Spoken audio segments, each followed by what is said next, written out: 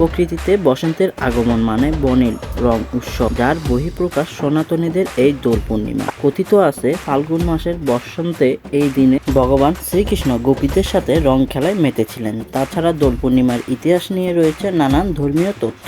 বসন্তের আগমনে এই দিনে পালন করা হয় দোল উৎসব সকাল সনাতনীদের মাঝে। ভারত, বাংলাদেশ সহ বিশ্বের অনেক দেশেও এই উৎসবকে ঘিরে রয়েছে নানান আয়োজন। বিশ্বের সব দেশের সাথে তাল মিলিয়ে বাংলাদেশেও পালিত হয় এই বর্ণিল রং উৎসব কিংবা দোল পূর্ণিমা। সেই ধারাবাহিকতায় 6 মার্চ শুক্রবার পাথরঘাটা গঙ্গাবাড়ি কোতোয়ালিতে রেট্রো বয়েসের উদ্যোগে আয়োজিত হয় হোলি উৎসব কিংবা হোলি ফেস্টিভ্যাল 2026, যেখানে আগমন ঘটে হাজার হাজার সনাতনীদের। একে অপরকে রং মেখে উদযাপন করা হয় এই হোলি। প্রতি বছরের ন্যায় এই বছরও তারা টিকিটের মূল্য নির্ধারণ করে রেখেছিল 300 টাকা। আর এই 300 টাকার মধ্যে থাকতেছে একটা টি শার্ট, আনলিমিটেড কালার, সেই সাথে থাকতেছে দুপুরের লাঞ্চও, সেই সাথে আরো থাকতেছে সনাতনী বিভিন্ন লাইভ ব্যান্ড পারফরম্যান্স। এর কাটিতে মেতে উঠেছিল সকলের মন। তার সাথে ছিল সনাতনীদের প্রিয় মুখ টিম কৈলাস।